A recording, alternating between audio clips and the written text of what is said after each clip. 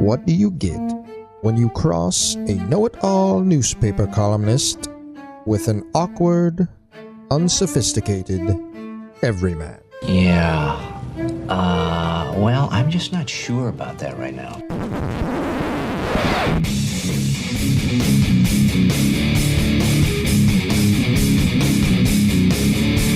Welcome to Couch and the Rube.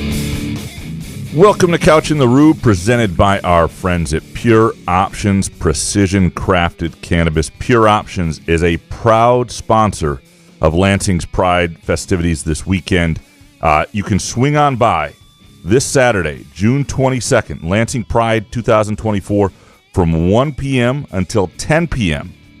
Pure Options will have a tent set up with lots of merchandise and there to answer questions as you go down this cannabis road.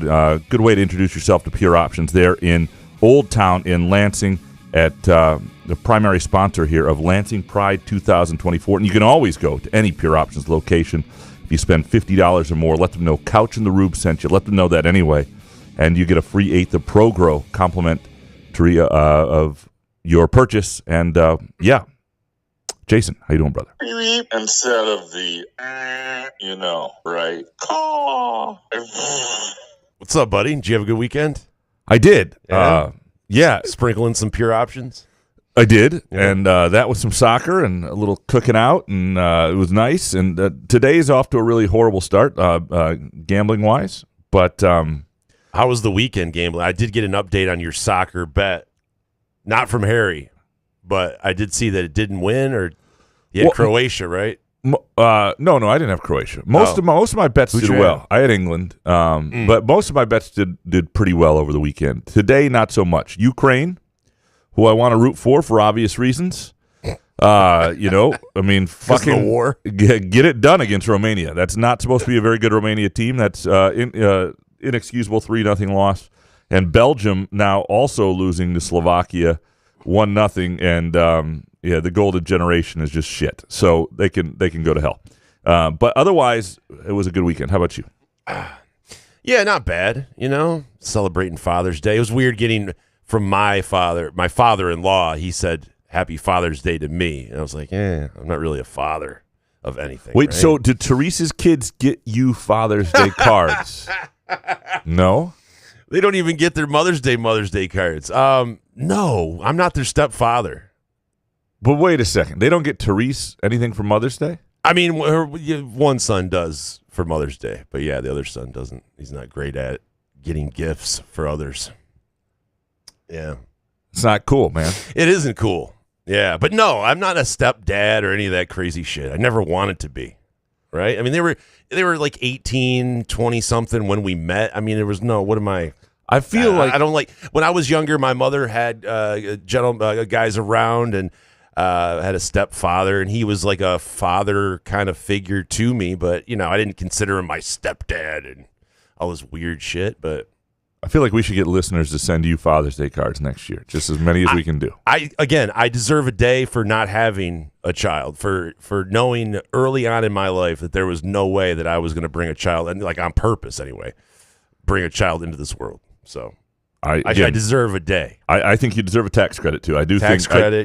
I think yes, for people who pat on the back. It is not fair that shitty parents get the tax credit and people who understood that they would have been shitty parents do not. I don't really understand. There should be a ranking system to where you shouldn't be able to celebrate a Father's Day, Mother's Day if you're a shitty parent, and take all of the accolades that comes with it. Because Facebook, no matter who you are, big a piece of shit you are, people are going to be like, happy Father's Day, man. Come on. Everybody's got a father. Yeah, it feels like to enjoy it, you ought to, and to feel good about enjoying it, you ought to be decent at the job. I agree. Somewhat, yes. Okay. Yeah.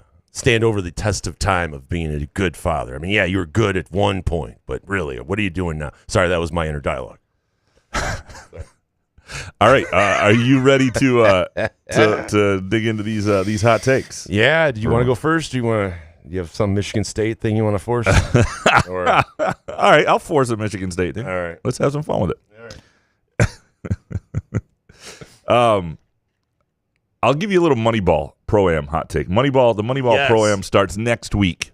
Frankie Fiddler time. Yep. Next week at Holt High School.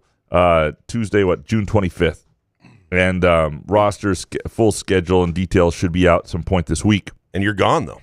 I'm gone for that week, right? But not great planning on my part, but it is what it is. I know, because you just bust my balls whenever there's some no doubt father-in-law invites me to Mexico against my will, I guess. No, it was. We had a planning meeting a while ago at the LSJ, and it was like, all right, what are we going to do with Moneyball? And I was like, well, let me start by telling you I'm going to be gone the first week when people are most plugged in. And Graham, are you going to play this year? Finally, it'd be a great story.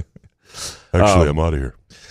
So, but anyway, I do think it has a chance to be, I'd argue, one of the more intriguing Moneyball Pro-Am summers, just behind the Miles Bridges era, which I don't think anything ever tops. I think the excitement, it's hard to, when that first took off at Aim High, and just how, I think Holt is a really good place for it now, but the way that was just so compact and such a intimate setting for such high-level basketball. And I was talking to Desmond Ferguson, who owns Moneyball Sportswear and the Moneyball Pro-Am, about I'm doing a big piece on sort of the beginnings of Moneyball and some of the early sparse years, and there were like 10 people in the crowd, and they were playing at all sorts of high school gyms that lacked air conditioning all over the place, and playing on weekends and all this stuff.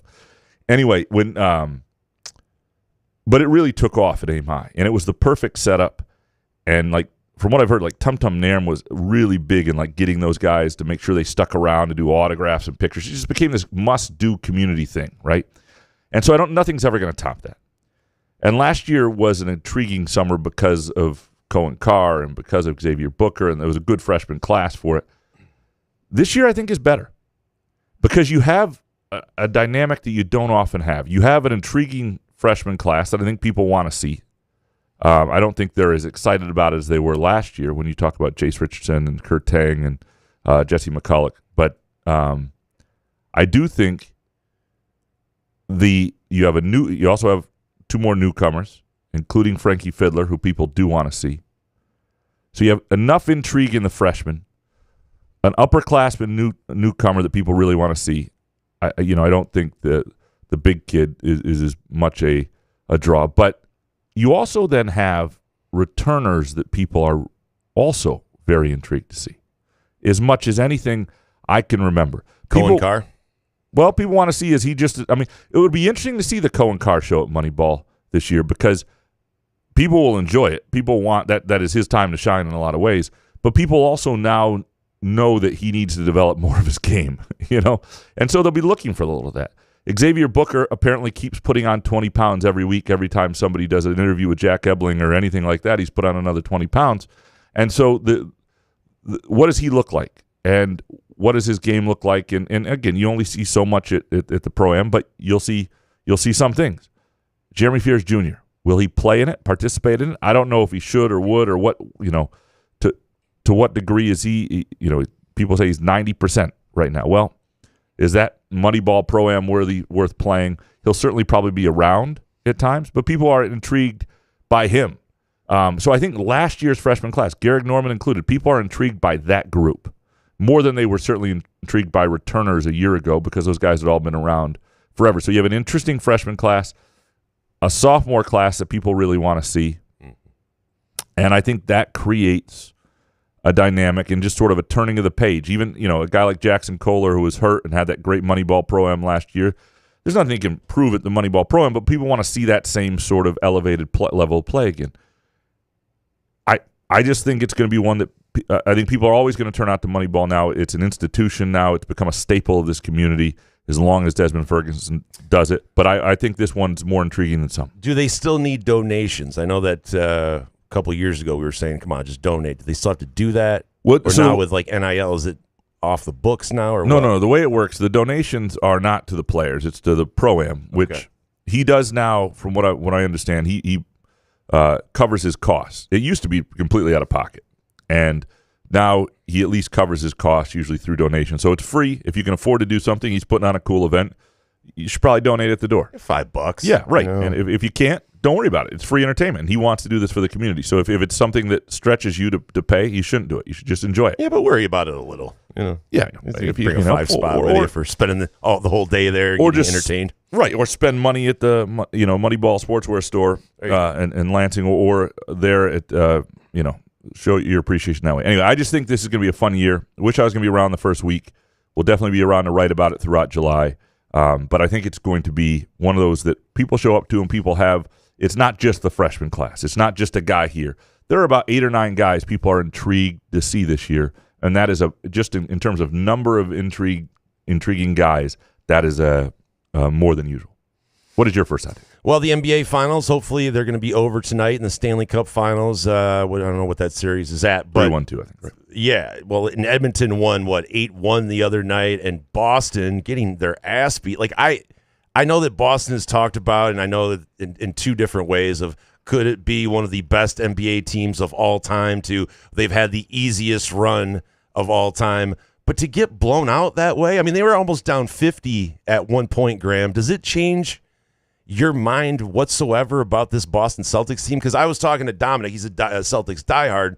And I was like, it's no big deal. They're going to win it in TD Garden. You'll forget about it. And I know that we'll forget about it because we kind of forget sometimes what the series was at after a couple of years. But I got to say, both teams, if you end up winning the Stanley Cup, if you're Florida, and if you win the NBA championship, it's just kind of like, but you got your ass beat. Like, how do you lose focus like that? I know that Boston probably gave up when they were down by so much, but like, isn't that weird for an NBA Finals team that's kind of breezed through everything? I can understand losing by 10, losing by 8 or something like that. You just didn't have it that night, and you want to go back home. But that is absolutely crazy. And another thing with the NBA Finals I want to talk to you about, Graham, is Charles Barkley made an announcement yesterday. I got a little audio here. Oop.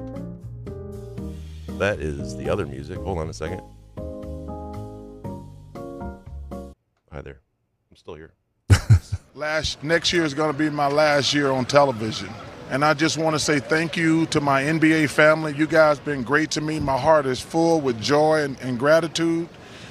But I'm going to pass the baton at the end of next year. I hope the NBA stays with TNT. Do you believe that whatsoever? Nope. Right? I It's don't. like that. It's the GIF. It's like, I don't believe you.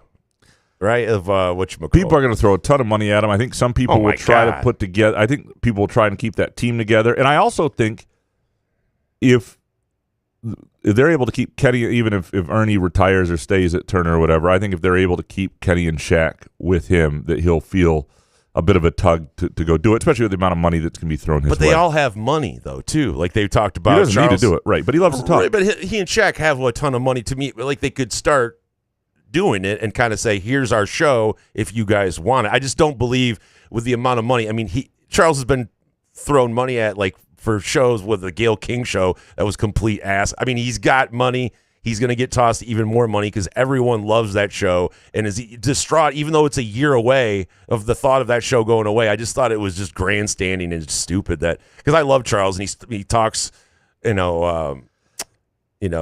wears his emotions on his sleeve, but it's just like, come on, man. And here's the other. You're not going anywhere. He started saying, don't call me anymore for no more interviews. He's been the most available interview I've heard. I've heard him on like 12 different media podcasts in the last, month. Why not? Like. You get praised. Everybody kisses your ass. And he's very blunt and honest. And I think, it's true. There may be some fatigue with it. And at the end of a year, I think it's always dangerous at the end of a year. You always feel like, do I want to keep doing this? But it's easy money.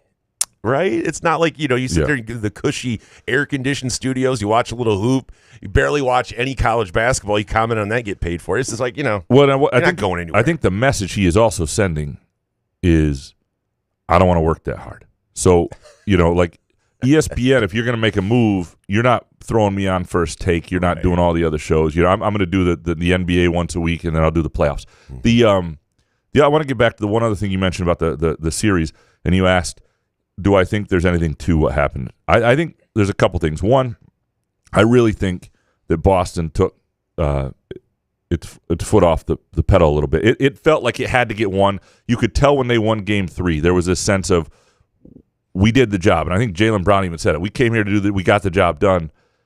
And so I think then you start thinking about, like, we're about to win a title. We're going to win a title. That starts coming in your head. The other teams Luka's been criticized for like 48 straight hours, and he's one of the best 3 or 4 players in the sport, and he shows up. And you see Scott Foster's going to ref. And Game 4. Boston doesn't have Porzingis anymore, and that does matter. It does, and that's what makes this game, because I don't think he's going to play either. If you listen to Xavier Tillman's interview, it sounds like Porzingis is still out, or won't be effective. I think that's what makes Game 5 intriguing and a possibility. When you have, even though I do think Boston will give a great effort, I think Boston is likely to, it's just unlikely to drop 4 straight.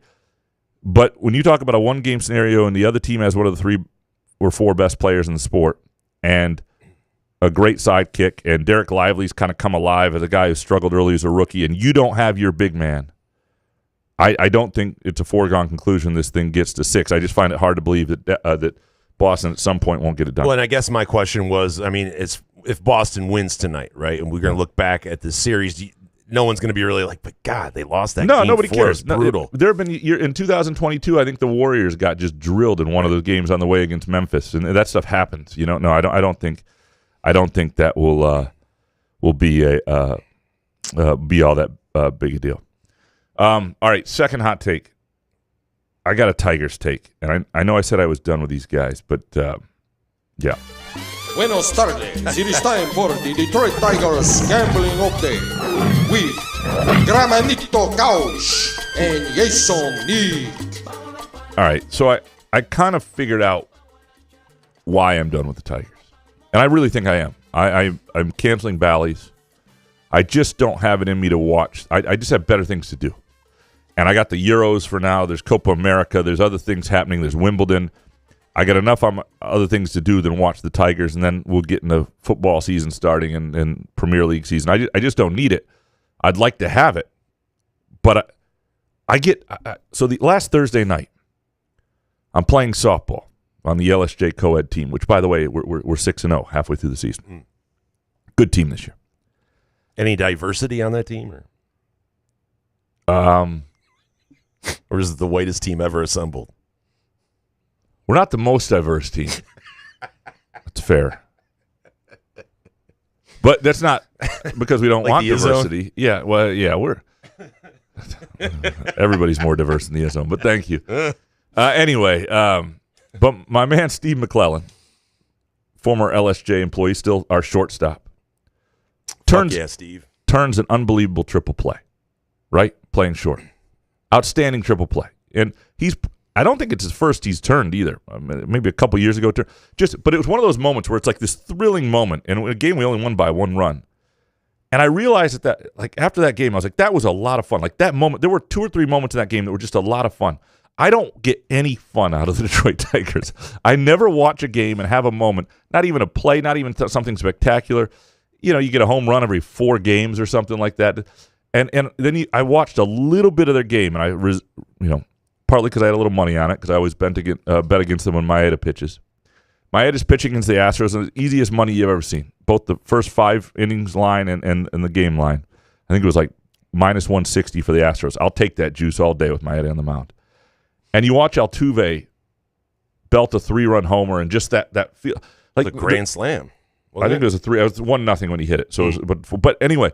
That vibe, that energy, that feeling in that moment, like the Tigers never get that feeling, and when you just waste 3 hours at a time, you never get that, and you never get what Steve McClellan gave me on, Thursday night when I was pitching a co-ed softball game.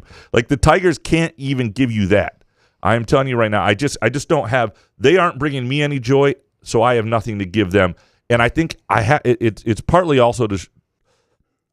I think others can do what they want to, but to me, this is my way of holding ownership and Scott Harris accountable. Like I have to tune out. I have to be away because they need to give us a little something. They need to show us an inclination of where this is headed, their plans for spending, their plans for how they want to build this. Right now, it feels like they're just meandering out there, and it doesn't.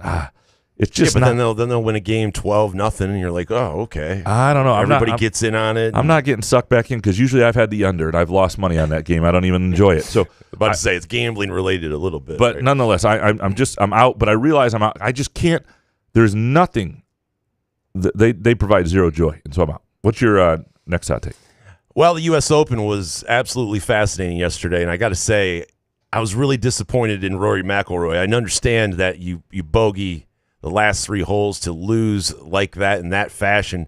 But you have to stick around. Like, I know Rory's been through so much with the live thing and having to be in charge of the PGA Tour, getting screwed over by Monahan. And I guess that you'll be able to cut him some slack when he apologizes today, and congrats DeChambeau on it. But I don't know how you ever come back if you're Rory McIlroy. And I know it's been a decade since he won one, but you were in control, 2-shot lead with that little amount of time. But to not go up there and leave right away has to be one of the worst looks ever. And listen, I can understand it's got to suck. That was my first thing, is I would get the fuck out of there. But if you're Rory McIlroy and these guys are, PGA Tour legends and they know the game and what you have to do and respect the game and all that stuff. So I'm happy for DeChambeau. I was really shocked about how many people walked away loving DeChambeau. I think he's great for golf. I hope they can figure the live and PGA thing out and these guys can all play together again. But I just was really bummed that Rory kind of ended it that way. A guy like, it made me think of like Greg Norman never won a major after blowing that 6-shot lead in like 96, right, at the Masters. Yeah. And it had that feel where you just worry if that's ever is that who this guy is.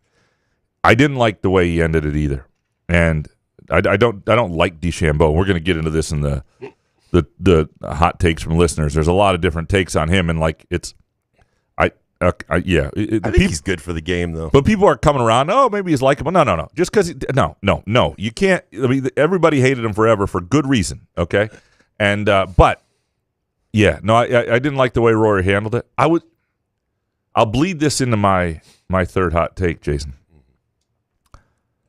I saw some people there were people tweeting out the way he didn't stick around to congratulate or to talk to the media or anything like that. Just sort of went away in his car. And I know, and there was a lot of this anti-media response to it, like, oh, he doesn't owe you guys that. He doesn't know it. No, but he owes Bryson DeChambeau the sportsmanship of and while he doesn't know it and the media anything, it's part of his job. It is part of the job as a professional to do the post-game network hits, to do the post-game to be a professional. It's part of the gig. And this leads me to something else that happened over the weekend. I tweeted out, and this is what usually gets me in just a little bit of trouble. The Oakland County Sheriff's Office, after the shooting at the splash pad, right? 9 people shot this weekend. Awful situation.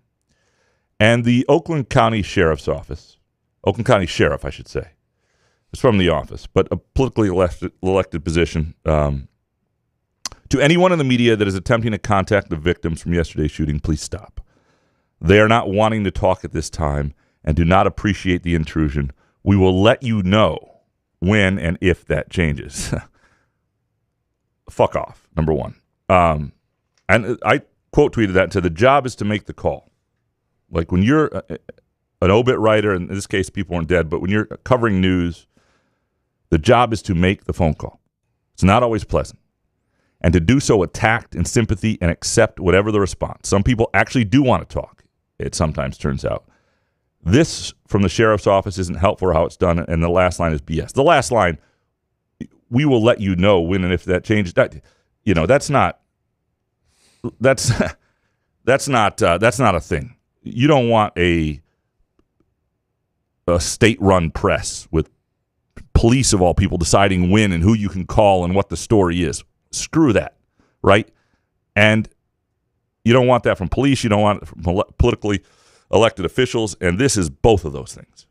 That is not what you want. You want your media to always hold people to account. I do understand, and a lot of people agree to this. There's a lot of favorites, likes, and retweets, and that's fine. There were some people, and there's this anti-media element of the world. And I understand that media sometimes behaves, you see it and it looks like they're behaving like vultures. Even movies make them look like vultures at times. And some behavior actually warrants that perception of them because it's not always good. And TV media especially, sorry, my TV friends, but there are a lot of you who aren't actual journalists. You just wanted to be on TV, or you're really hungry, or you're overly aggressive, you're less sympathetic. National folks, it gets even worse and worse and worse. And I would ask any TV journalist this to start out. Why are you doing what you do? If you just want to be on TV, go to Hollywood, give it a shot. If you actually want to be in journalism, that's great, but not enough of you. But that's the side story. The point being, like, when did so many people start hating media? When did people start thinking media weren't part of their own community, that reporters didn't care? I understand people don't get it right, but this goes back to the MSU shooting a year ago. And there was all these no media signs that students could get that the school helped put out there.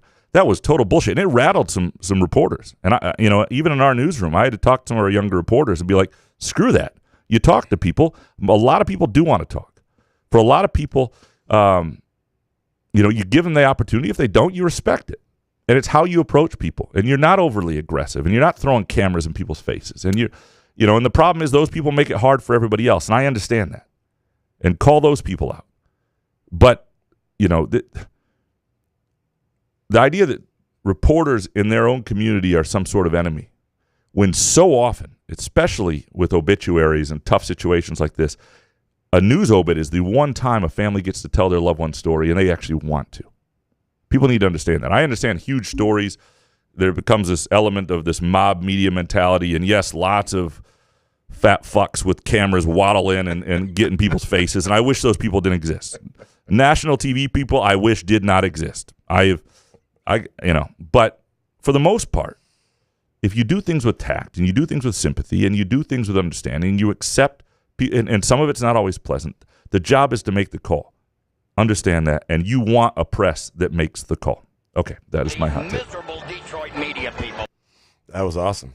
I don't know how we went from DeChambeau I don't know. all of a sudden. I was looking to thread a needle, and I didn't do it, but I never do it. So, yeah.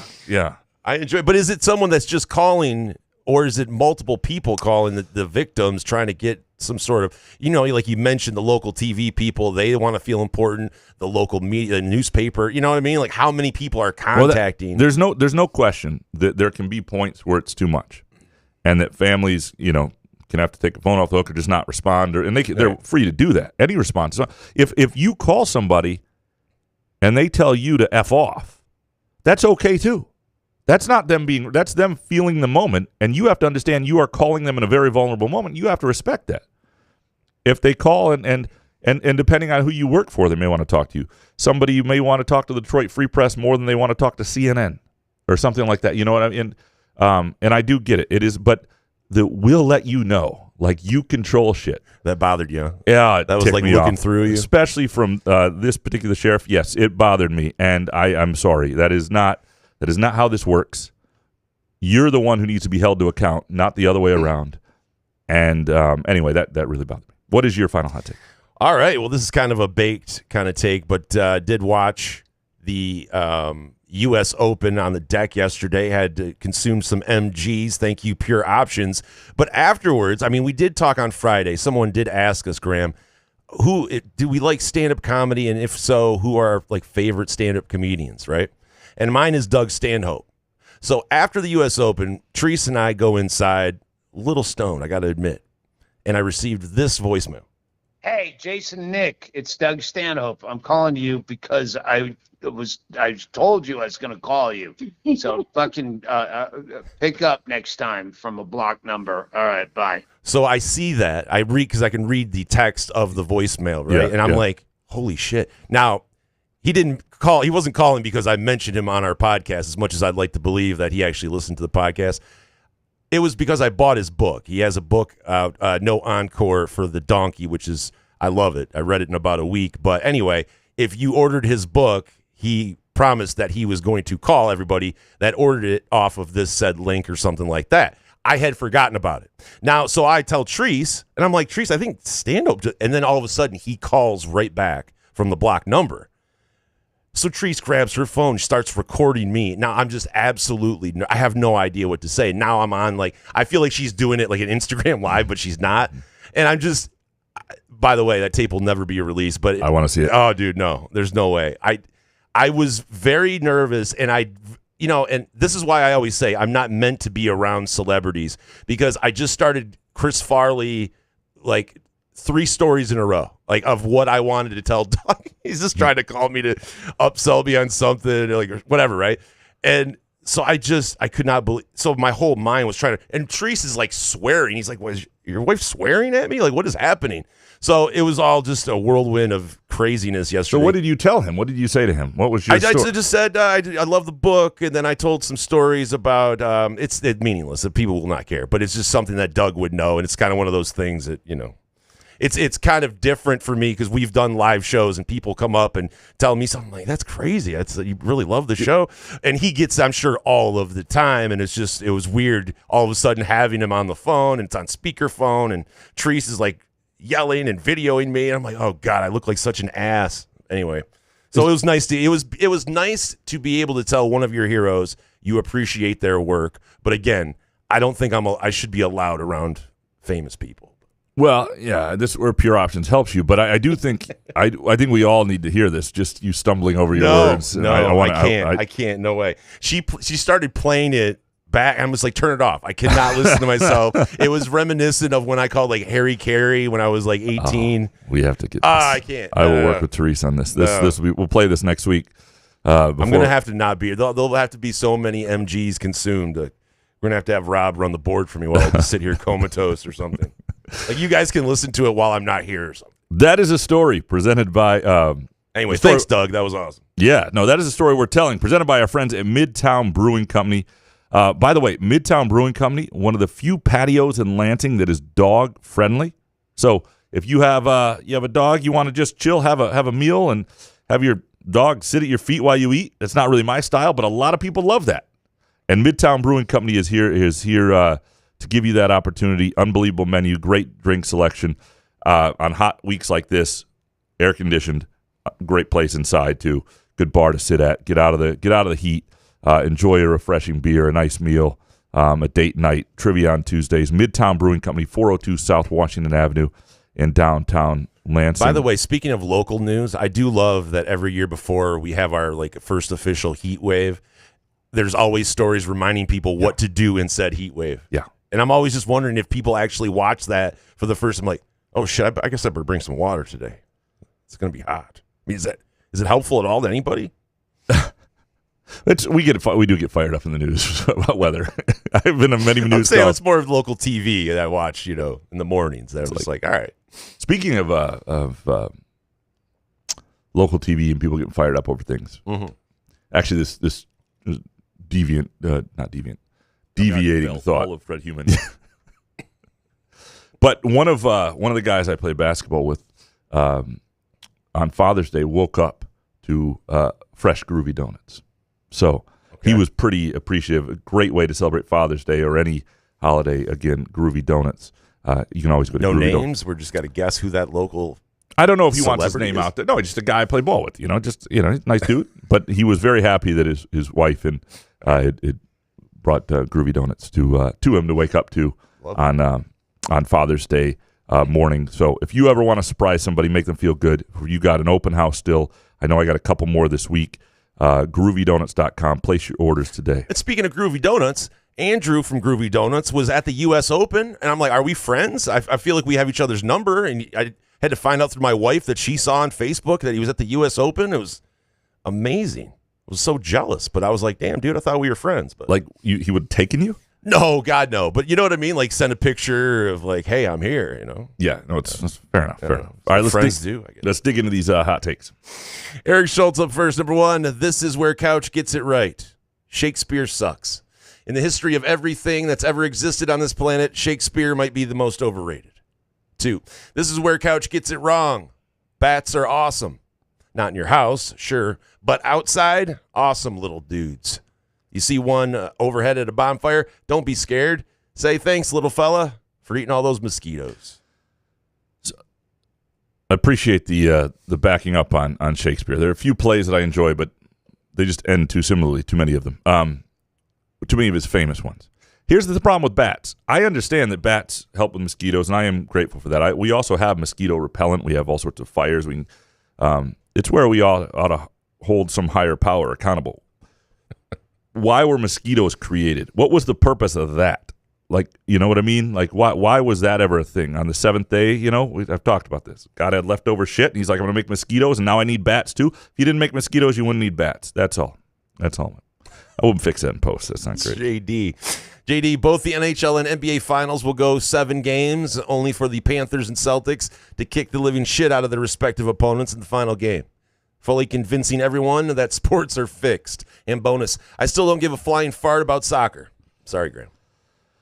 I'm not going to push it on you. I don't push it on Jason. Jason, do I ever push soccer on you? I don't stopped, push it. yeah. Yeah, I don't. You stopped after a while. I try. Yeah, it was like the girls' 5-eva thing, and the thing I always deck say about soccer. I always liked soccer, and I became to love it later on. So I always do think giving it another shot for somebody who's not might be worth it. But I would not push that on anybody. And by the way, great sport that ends in 2 hours. Yes, right. You're not going to be there all day. Jay Riemenschneider, weeks ago, Anthony Edwards was the next MJ. 10 days ago, Luka was the best player on the planet. Now Jaylen Brown is a top 10 player. Please stop with the overhyped superlatives every other series. And bonus, the NBA is lame. 90% of the games, regular season and playoffs, are 20-point blowouts. Well, a couple things. Well, when you have 9 days in between games, you have to hype something. Yeah, and talk about it. And Luka still is a top 3 or 4 player. I mean, unbelievable talent.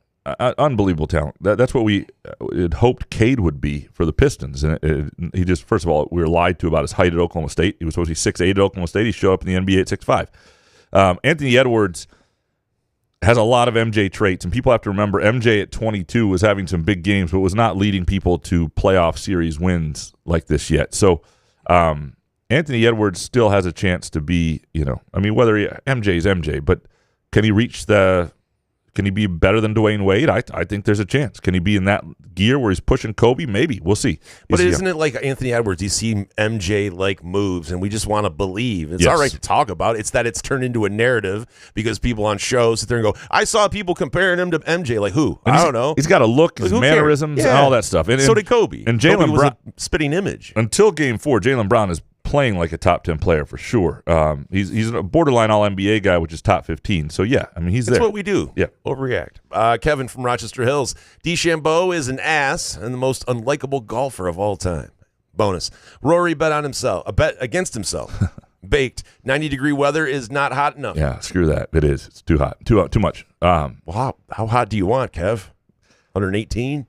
Who's the guy that nobody likes? The golfer nobody likes, who's a little chubby. Patrick Reed. Yeah, I think he's more disliked, don't you? Yeah. Universally. Can you tell me honestly? Is it the live thing with DeChambeau? I mean, is that why? I think players thought he was just obnoxious. Absolutely. Yeah. Brooks Koepka rolled his eyes. Yeah. I get that part, but you were mentioning earlier before you went into your whole little diatribe about people, media.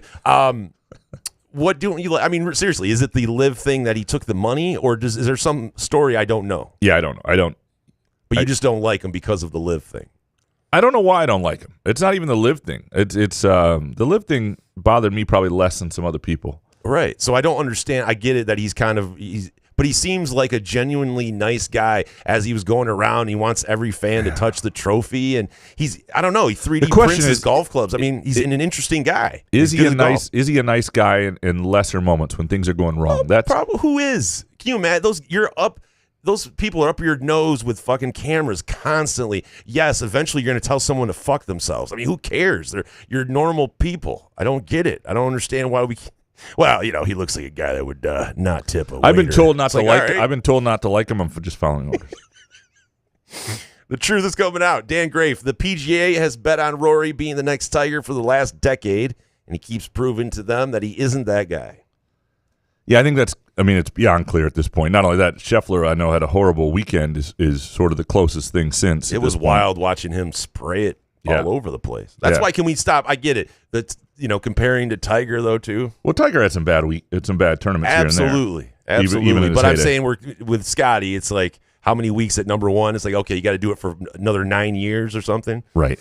No, Rory unfortunately isn't going to, and this one sucks because it would have. Nobody thinks he's the next Tiger anymore, but this would have. This would have made it. I just have never heard a guy that has 4 major championships being talked about as just like a golfer. I mean, Rory. Yeah. I mean, Yeah. still yes, it was a choke job, but dude, golf. The difference is so hard. It is hard, but people trust Rory less than they do other people down the stretch. Is that fair? That's totally understandable. Yeah. DMB, Bryson winning a major and becoming likable all at the same time was not on my bingo card. Bonus. The splash pad shooting is sickening. Congress needs to act with the wraparound approach, but 20 years after Columbine, we are still waiting. Until meaningful legislation is passed, the U.S. should follow the Japanese model on suicide. Advertise offing yourself with honor. Agreed. Yeah, I mean, the big thing that I still don't understand in this country is how we don't have like all sorts of resources is almost a top priority on mental health and getting a hold of people who are risky, because it's not just about them. It's about the rest of us. We don't want them walking around on the edge. We don't want to be at the splash pad when some nut job shoots it up. We don't want to be, we don't want to be the victims of somebody who's, but it's like the see something, say something. I mean, this guy had no criminal record apparently, but also there's no way that someone that does his this, family or friends, on right. Facebook or social media, that they're showing signs of this, and there has to be some sort of see something, say something phone number, right? Like you can call. We got to get to people earlier, and it should be something we all want to invest in. I don't understand why it's not. Chris Eastlick, Graham, you mentioned Alaska on the last show. Highly recommend. One of the best trips I've ever taken. And bonus, Bryson is one of the biggest character reversals of all time. I don't know his character. Well, I guess playing a character. Yeah, I get what you're saying. I'm with you on Alaska. It is of the bucket list trips and trip that I have to do in my lifetime. It is. But you go. Up there. When is the time to go though? You don't want to go in the full swing of. Yeah, we'll figure it out. But my wife and I have talked about it. I mean, I don't even know what time of year it's light and dark in Alaska. So half the time it's like dark for 6 months and then light for 6 months. I want to get there when it's a little more normal, but which I actually don't know if that's a thing. I want to go to Alaska. That's all. Appreciate you, Chris. Skylar Verdon next. I had money on Rory and Bryson, and so won either way, but would have taken the smaller amount to see Rory win. I feel absolutely sick for him watching that finish. Yeah, I mean, that's the hard thing. If you like Rory and our former LSJ sports writer Ryan Black was like a diehard Rory fan. It was really interesting. He had very few fandom in his life, but one was like Rory McIlroy. It's like the way you think about the Lions. Yeah. He thought about Rory McIlroy, and I thought about him today. Yeah, it was. Yeah, he just liked him. He just really liked watching him play. So we let him leave here without knowing the most interesting thing about him? Yeah, that's usually what I do. I don't ask the right question. Bo McJunkins, one of these days, I hope Graham opens the show with, normally I think we have a good show, but today these takes fucking suck. We could do that. Bonus, Vandy takes a player from MSU baseball. Hopefully they use him well since we can't even make the conference tourney. Thanks, Jake Boss. Why is Vandy taking all of our players? Hogard, baseball player. I didn't think about the Hogard thing. Yeah. This is the great pipeline from MSU to Vandy has begun. We can change. Yeah, I mean, we've had some shows where I know that the hot takes or questions aren't great, and I usually just don't say anything at all. Or usually, actually, it's not that. Usually, it's when something's happened and they're all about the same thing. Yeah, oh God. And I know we're in for usually for one. Michigan State basketball losing. Yeah, the next day. And I'm like, Jason's gonna hate this. Sunshine Spartan, I don't think Rory is ever going to win one of these majors. Very disappointing. And Baked, when you go to the movies and people come in late, they must be required to just stand at the door. I do wish. Good luck with that. There was a little more of. I mean, movie theaters are in a crisis now. We all know that. I don't think there's anything really to do to save them, other than certainly not save the giant cineplexes that have like 12 to 18 screens. Like that stuff's done. Studio C, where they bring you beer and food and stuff. Got to do that, and they only have rules. What do they have? 6 screens tops there, or something like that. I think it's less than that. Yeah, you got to have smaller theaters where it becomes an event. Like I think this is actually an opportunity for like downtown theaters. Like I would love if there's a big showing or something that's in. I would love to go downtown, make it like instead of going out to some strip mall somewhere. Now there's an opportunity for that. Smaller theaters, 1 to 3 screens to create these things again. But is there like a retro movie thing that you would get into possibly if they show like, hey, this Friday, Pulp Fiction? I would at 8 o'clock in the theater to watch in a theater again. So if Lansing had like a 3 downtown, say downtown Lansing had a movie theater with 3 screens, and they were always showing like one, the big new thing. Oppenheimer could come through, Barbie, whatever it is that summer, right? One has porn, and then the other, what's the other one? But one would be like classics. You know what I mean? Like I would enjoy that, and I would, it doesn't have to be classics like the Casablanca, but I'm talking like classics like, oh, Jerry Maguire's playing tonight. I go watch that. You know what I mean? Like that would be fun. Yes, but how would people ruin it? That's the thing. It sounds like a great, like an idea and a dream, and you can envision yourself seeing it, and then someone takes a shit in the floor, and you're like, They should do what they do at theaters. Is you don't just get to walk in. An usher takes you and has a little flashlight and waits till. And there are moments when you go through, like they don't just take you right in. They try to find a moment where there's a pause, or then they sit you down. They go, we work on tips, sir. By the way, here's the keypad. Would you like to leave 40%? Something like that. Yeah. Spartan Dog 97. Rory will never win another major.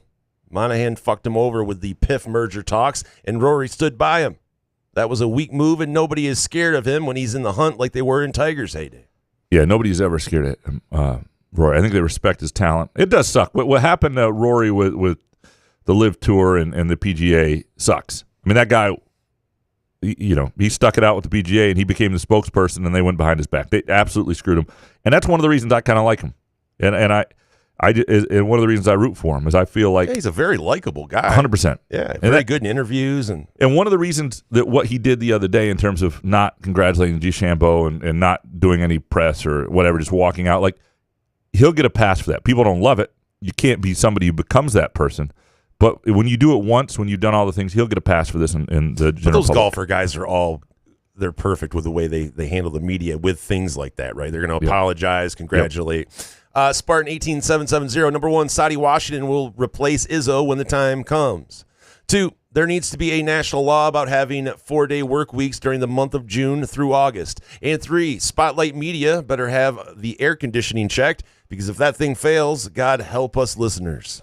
How is it in that booth today? It's good. Yeah, it's not bad. Put the fan on a little bit. Yeah, no, they got the AC rolling here. I'm actually more comfortable than I am some winter days sometimes because I think that they run it or they have to turn it up or down from a different area or something. So usually when the weather changes quickly is when that's the problem. Yeah, 100%. You get a warm winter day and the heat's rolling. It's nasty in here. To your other points. Number 1, I do think Saudi Washington. Look, I wouldn't put him as the favorite to replace Izzo, but I do think of the people on Izzo's staff currently, he is the one that would at some point be an intriguing candidate, perhaps.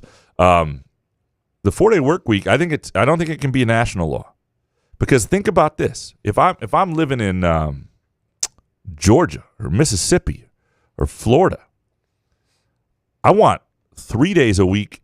The rest of the year, I want to work 7 days a week in an air-conditioned climate right now. I don't want to be outside. My life sucks. When I'm outside, my back sweats. I smell. I think up here in Michigan, it should be a state law. That would be the better way to go. A state law, 4-day work weeks in the summer. The Keith Ski next. Hot take. This is Jaden Aiken's team, not Jeremy Fears. And bake take, Austin Thornton as coach in waiting. The Aikens thing is there are so many good storylines with this team, and they could go a number of ways. But Jaden Akins is a storyline, is one of them. He is certainly a guy who is a live in the gym rat, who has waited for this opportunity and wanted this opportunity, for it to be his team, for him to be the leading, the first option, so to speak. Is he capable of that? Is he ready for that? We're going to find out. It's something he's wanted, and I think it's when you talk about Izzo being able to look in recruits' faces and say, I didn't recruit over you, I didn't find a transfer to do this.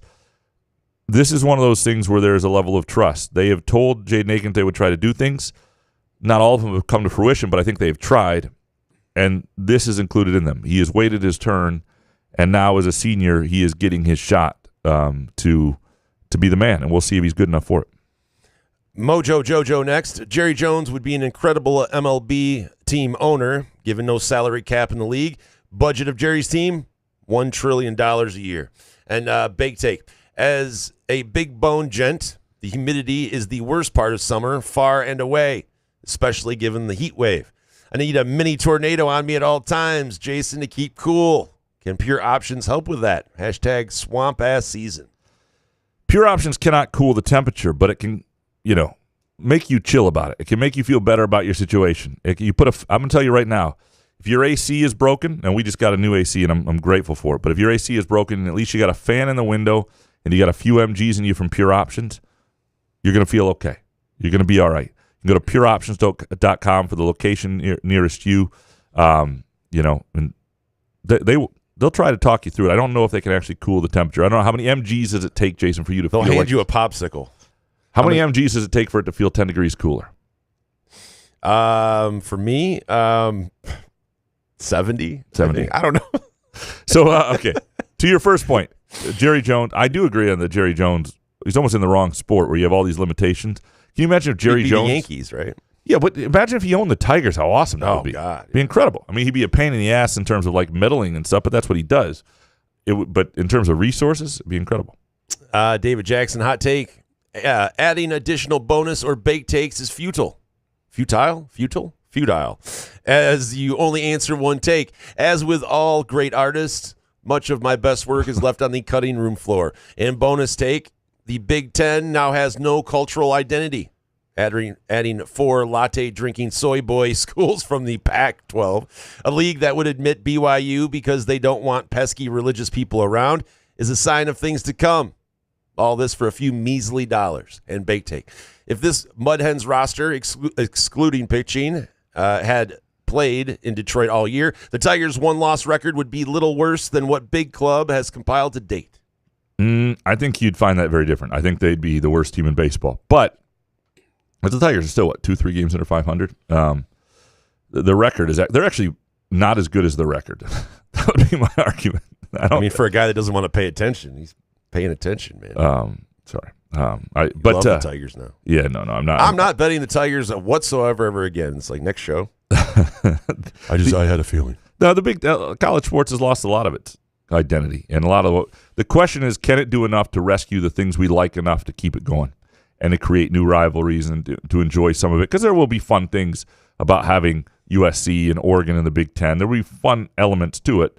You're going to lose some other things, and I don't think that ultimately is what will decide the fate of college sports. To me, obviously, they have to figure out how to fund it enough by, even when you got to pay players $20-30 million a year, can you also, fund your athletic department?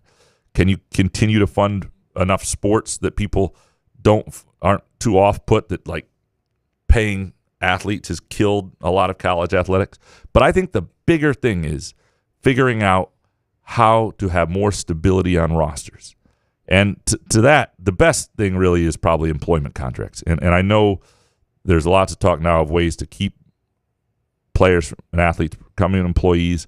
But if you want people to stay in one spot, you want contracts. And I think that's the biggest threat to college sports is in terms of people tuning out, is losing your best player year after year, or at least the perception of it.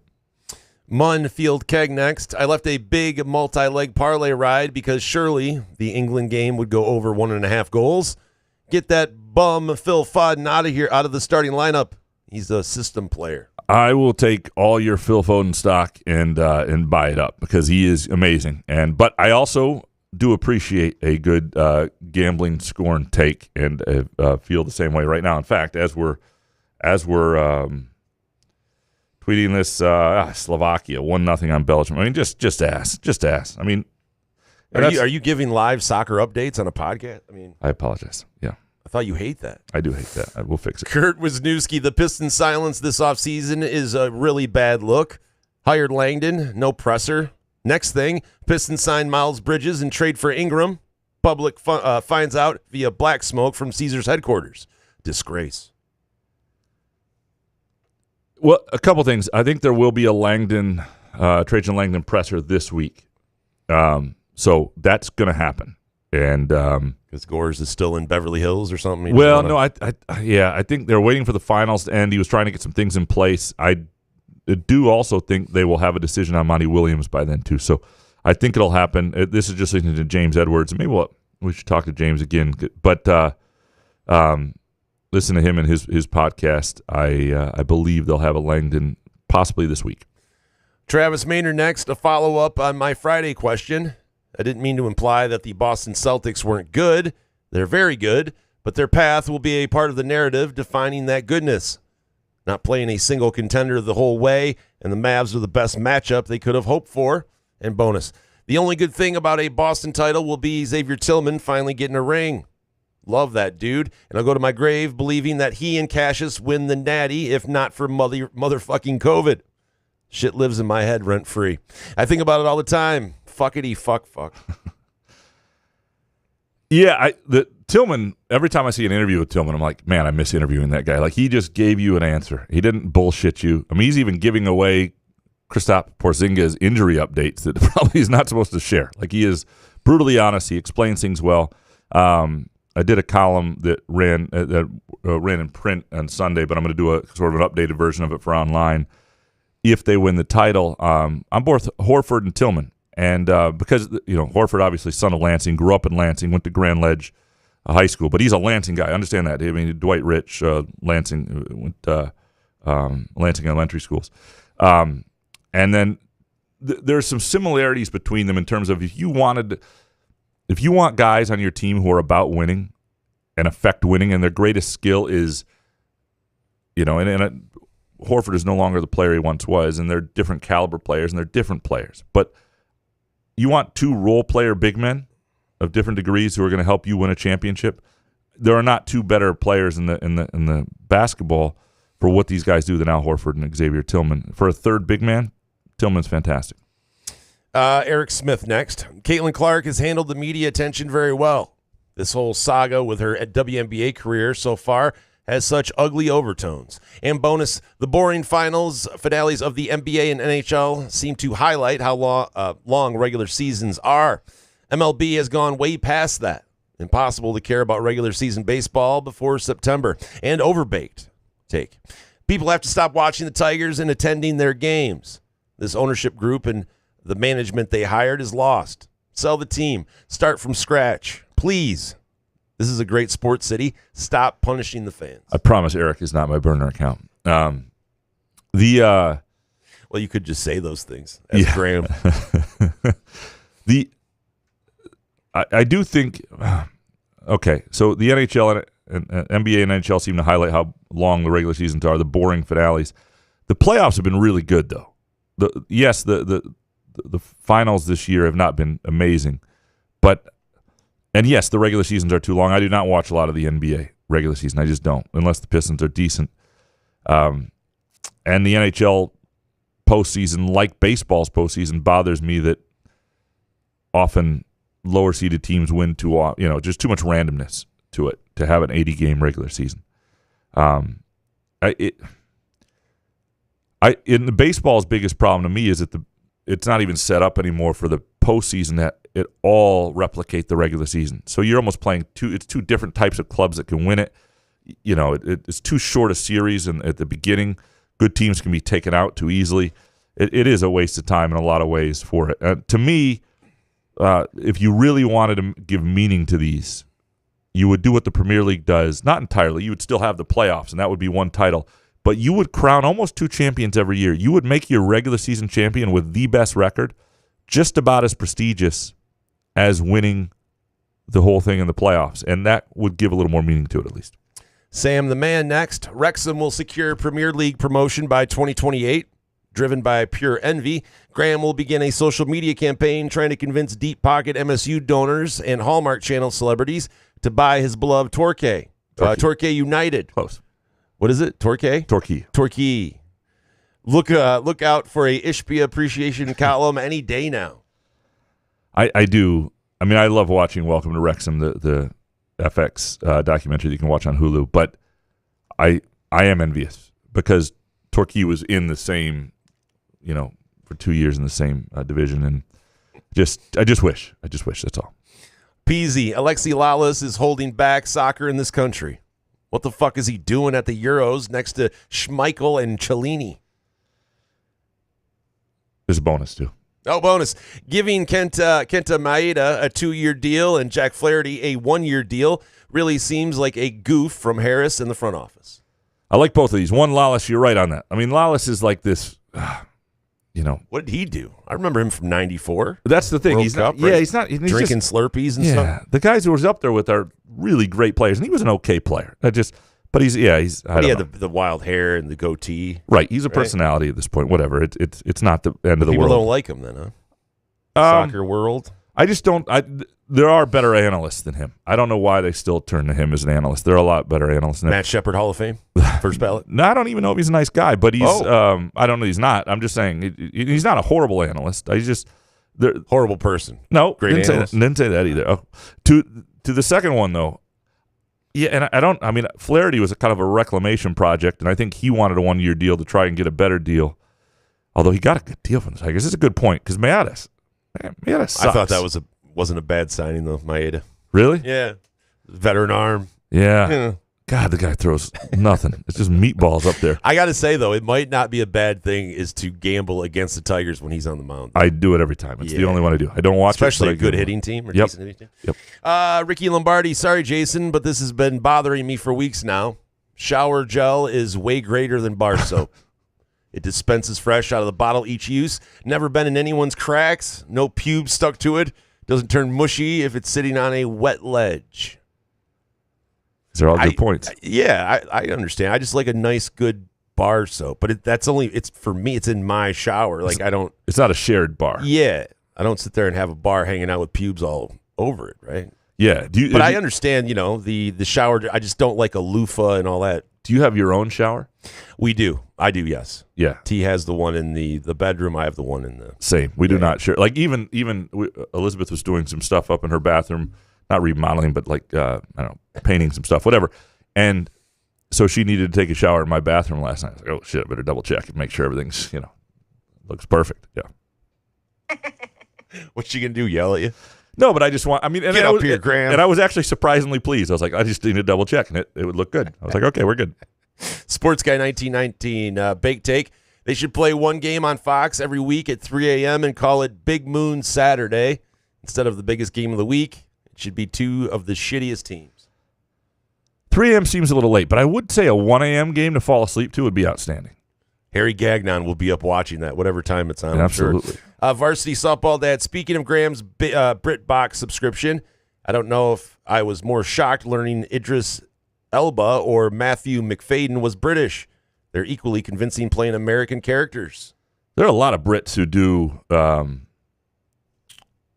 Elba's out. He's got a commercial out now, right? Doesn't he do the British voice at that one? Yeah, he does. He does. People are like, wait, what? And Wait, he was what? obviously Stringer Bell in The Wire. And there are lots of guys. Give me 1 second. Hold on 1 second. I was trying to remember his name. The guy who plays McNulty, Dominic West, is also a British actor. I mean, in The Wire, and that's he also plays Prince Charles, right? In the last season of The Crown. I'm sorry, King Charles. Now, yes. But before, yeah. Show some respect. Yeah. But it's amazing. You don't see Americans playing Brits as well as Brits play Americans. That's for sure. Richard Kane, a surefire karaoke winning song is "You're the Voice" by John Farnham. If you like the Hoff, you'll love Farnham. You're welcome. Appreciate you, Richard Kane. I tried to watch the link of this. I was going to send it to. Oh, here it is. All right.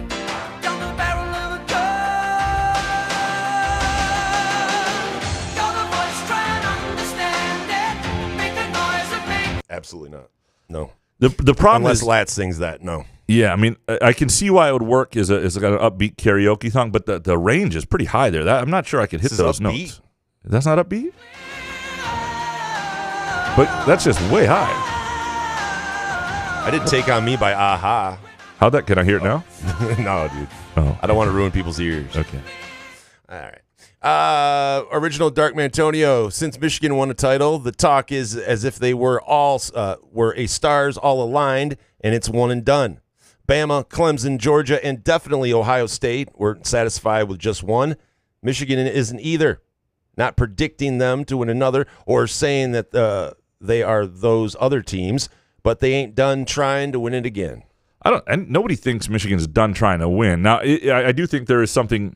It's hard to defend and repeat just because there is a natural inclination to exhale, right? And you can't exhale unless you are just even if you're a fiercely talented team, but they're not the most talented team in the world. And they did have some changes. But if you stop trying to win, you're going to get mediocre real quick. If you stop trying to win at all. I don't think anybody thinks Michigan is done trying to win at all. I think there are some people who question whether they can do it again. But now that it goes to the 12-team playoff and maybe the 14-team playoff, I mean, they won the last 4-team playoff. They get those bragging rights. And now they're going to be in the playoffs, I think, pretty regularly because it's a 12-team playoff. And so it'll be about building the type of team that once you're there, you can contend. Beppe Plum, Sharon Moore asking recruits to smash. John Vaughn will have his tent outside the football building tomorrow. On a game, Steam, what is this? What is this? Steam, I don't know. I think Beppe was. I like that you don't know, but you're like, you know what, let's have Jason figure this one out on his own. Keep going. On a game Steam stream this week, Elon Musk said it's a stretch goal to reach Uranus.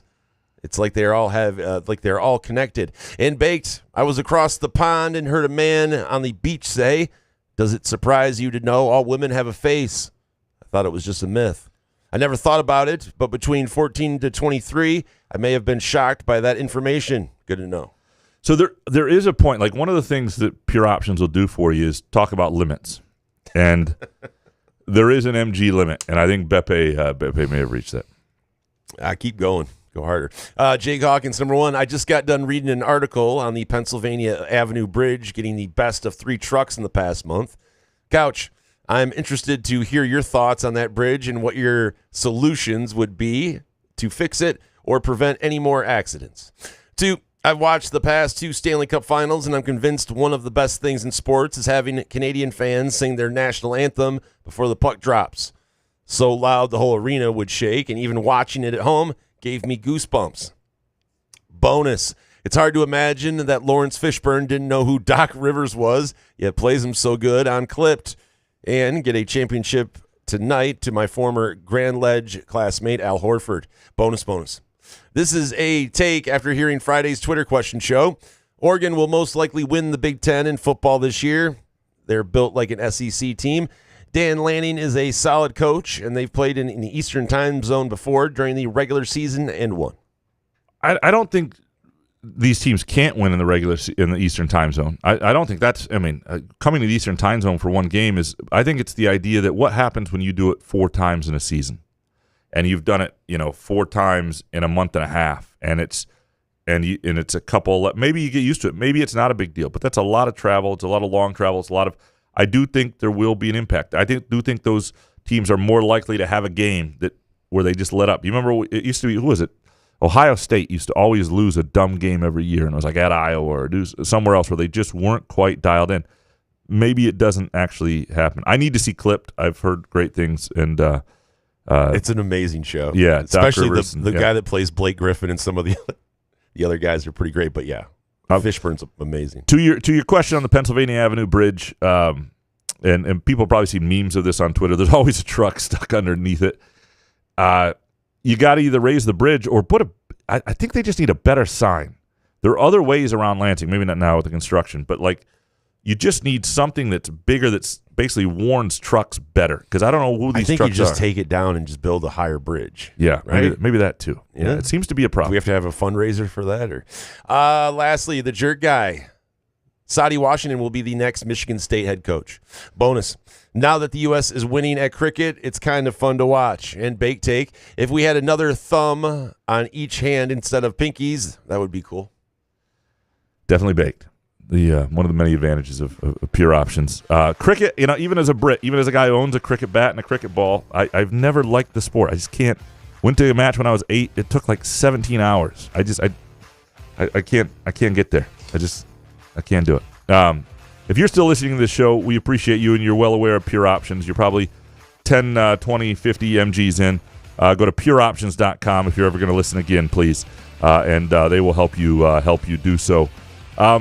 We appreciate our friends at Midtown Brewing Company. Great place to get out of the heat, enjoy a great meal, enjoy a lunch, a date night, a drink sometime this week or any week, and their dog-friendly patio, of course. We'll be back probably Wednesday. We'll figure that out, and we'll do another show. Good show, man. Yeah, man. Couch in the Roof.